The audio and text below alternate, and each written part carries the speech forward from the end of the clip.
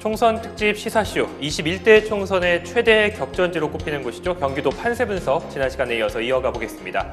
오늘은 인천일보 북부 취재본부 김은섭 기자와 함께 이 경기 파주, 의정부, 동두천, 연천 지역 한번 살펴보도록 하겠습니다. 반갑습니다. 반갑습니다.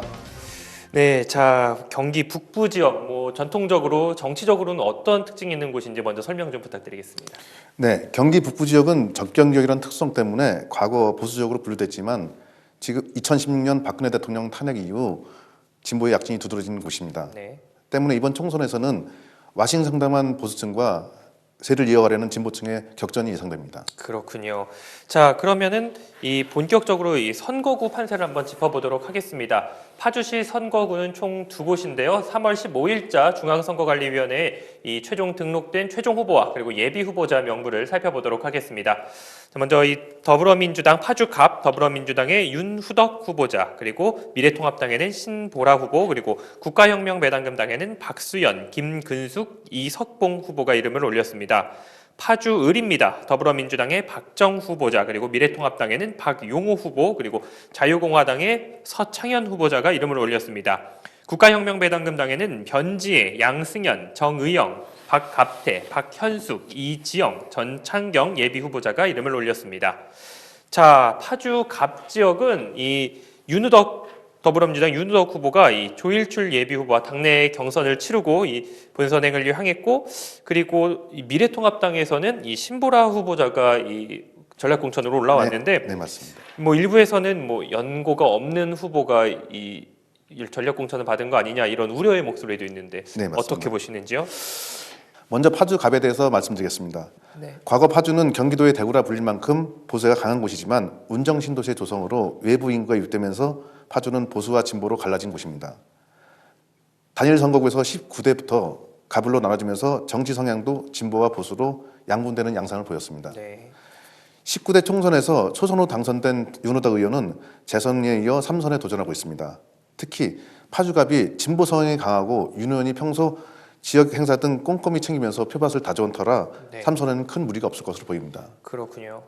다만 지하철 3호선 연장과 3기 신도시 조성에 따른 윤정 신도시 주민들의 반발이 윤호덕 후보에 대해서는 상당한 빌미로 보일 것으로 보입니다. 그렇군요. 상대 당인 미래통합당 후보에 대해서 말씀드리겠습니다. 네. 미래통합당은 고준호 후보 예비 후보가 4년 동안 텃밭을 갖고 왔지만은 공천심의위원회에서 신보라 비례 최고위원을 전략공천을 했죠? 네, 맞습니다. 네네.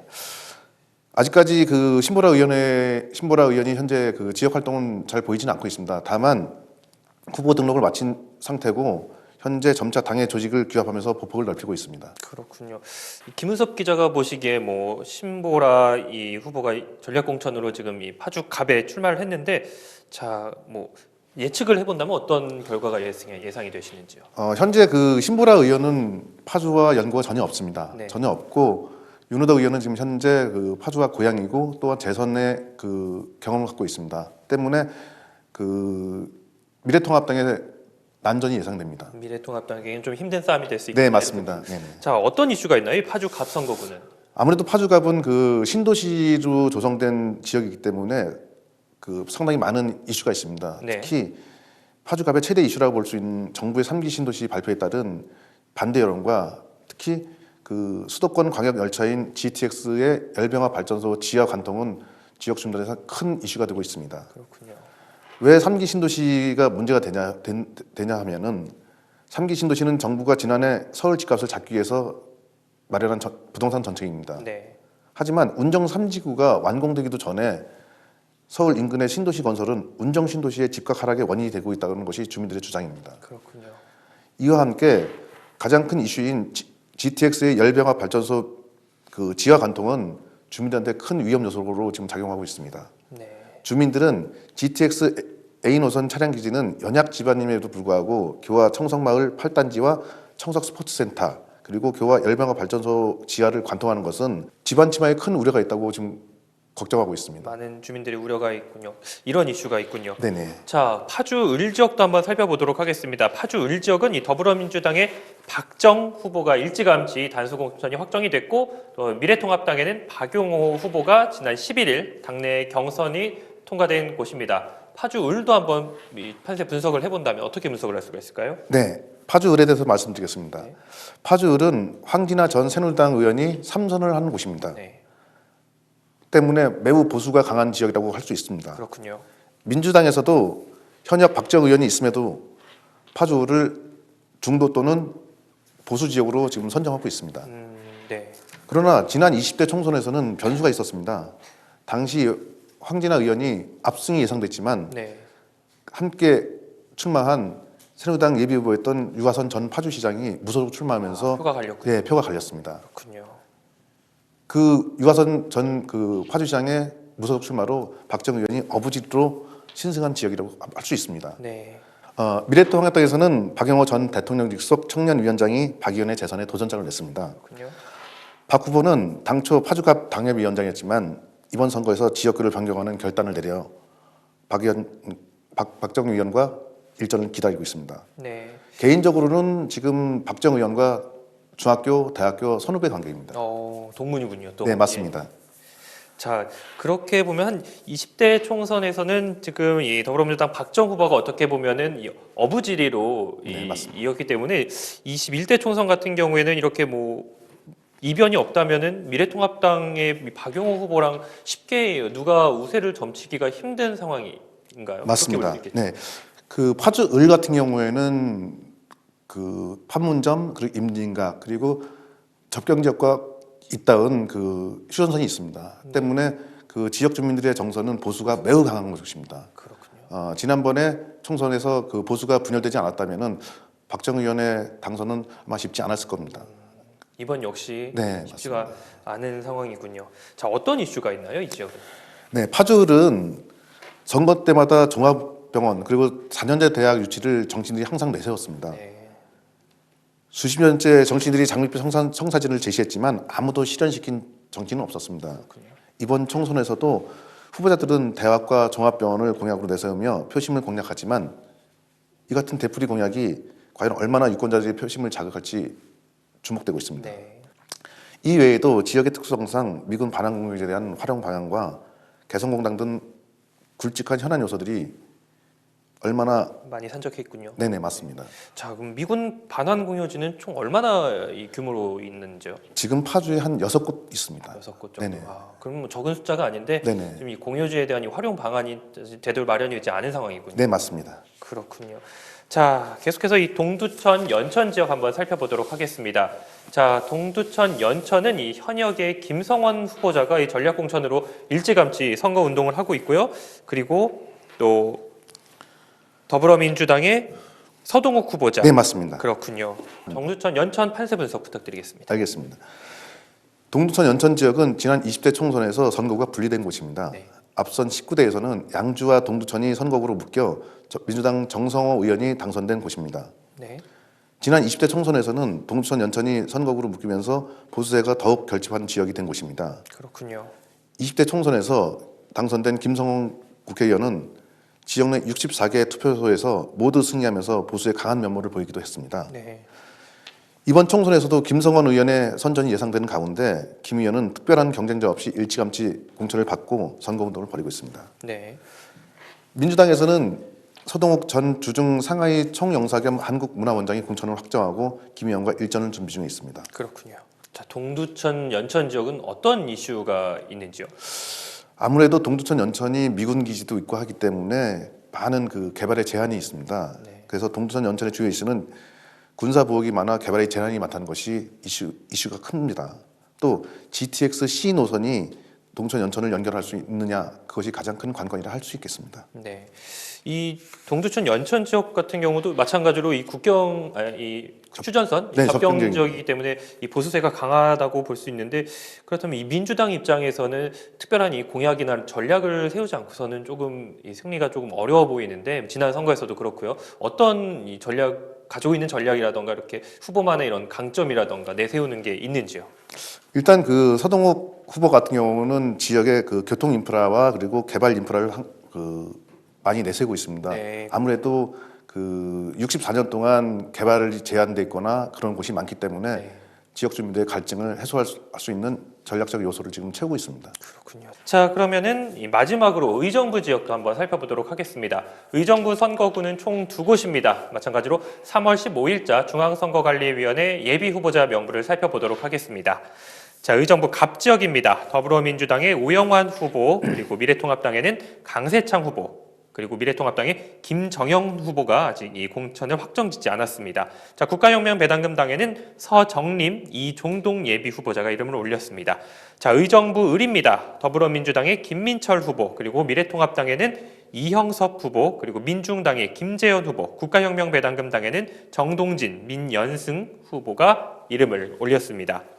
자, 의정부 갑, 더불어민주당 영입인재 5호죠. 네, 이 전 맞습니다. 소방공무원 출신 오영환 이 후보가 이름을 올렸는데, 자, 더불어민주당의 문석균 전 상임부위원장이 장고 끝에 이 무소속 출마를 결정을 했습니다. 네, 맞습니다. 네. 한번 분석 부탁드리겠습니다. 네, 알겠습니다. 의정부 갑 선거구도 그 다른 지역과 마찬가지로 보수의 강세 지역이었습니다. 네. 그러나 20대 총선에서 민주당 문희상 후보가 당선되면서 네. 보수가 약화된 곳입니다.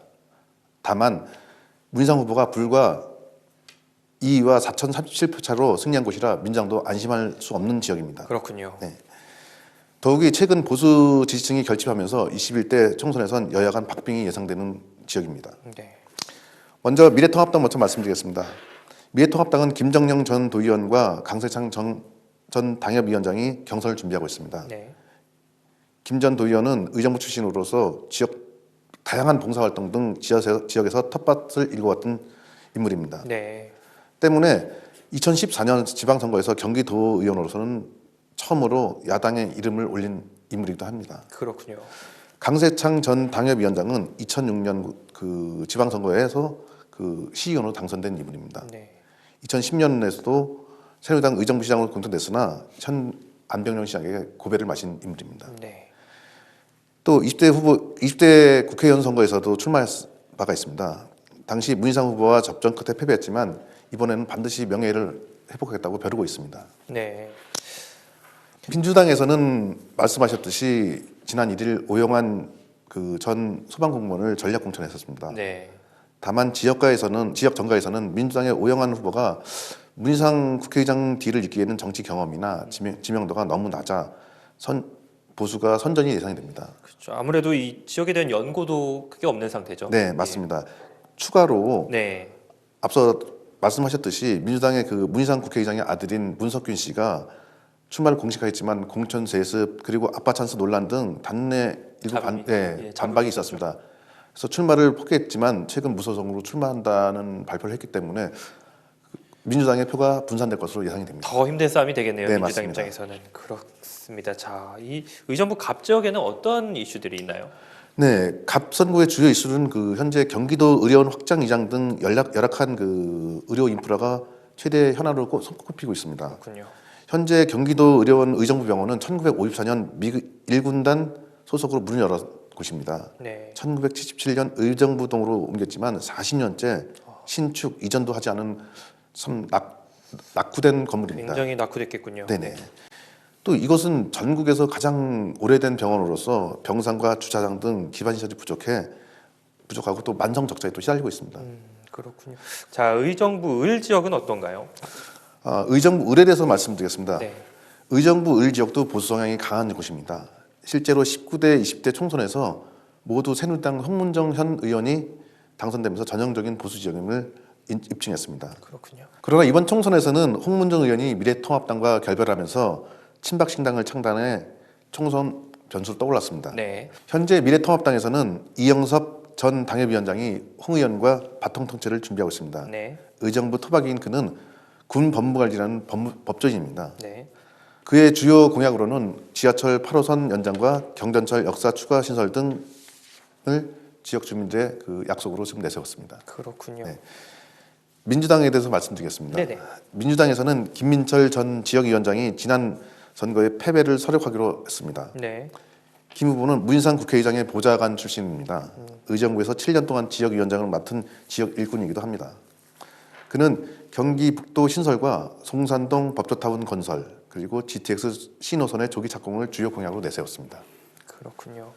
자, 이런 공약 외에도 이 의정부 을 지역은 어떤 이슈들이 있는 곳인지요? 네, 의정부 을 지역의 가장 큰 이슈는 양 후보 모두 내세운 지하철. 8호선 연장입니다. 네. 현재 이 지역은 고산지구 등 대규모 택지 개발로 인구 유입이 증가되고 있지만 서울과 양주, 포천 등 인근 도시를 오가는 교통편은 지하철 1호선 하나밖에 없습니다. 더욱이 의정부시가 지난해 서울 도봉산에서 포천을 잇는 지하철 7호선 노선 연장에 추진에 실패하면서 네. 8호선 연장은 그 대안으로 급부상한 상태입니다. 그렇군요. 특히 서울 외곽을 철도로 연결하는 국토교통부의 수도권 순환망 구축 계획에도 의정부 구간은 제외됐습니다. 때문에 후보들이 8호선 연장을 가장 큰 이슈로 생각하고 공약으로 내세웠습니다. 네, 잘 들었습니다. 자, 오늘 살펴본 이 파주, 의정부 그리고 동두천, 연천 지역. 아무래도 이 접경 지역이다 보니까 이 전통적으로 이 보수세가 강했는데 지난 20대 총선에서는 나름대로 이 민주당이 네, 맞습니다. 선전을 펼친 곳입니다. 네, 맞습니다. 자, 과연 21대 총선에서는 보수세가 다시 이 뺏긴 자리를 차지할 수 있을지 아니면 민주당이 다시 자리를 지킬 수 있을지 한번 관심을 갖고 지켜봐야 될 것 같습니다. 네. 자, 오늘 시사쇼 경기 북부 지역 선거구를 한번 살펴봤는데요. 이 여야가 총력전을 펼치고 있는 4.15 총선, 이 경기도 선거에서 과연 어떤 결과가 나올지 기대가 됩니다. 자, 오늘 준비한 시사쇼는 여기까지입니다. 감사합니다.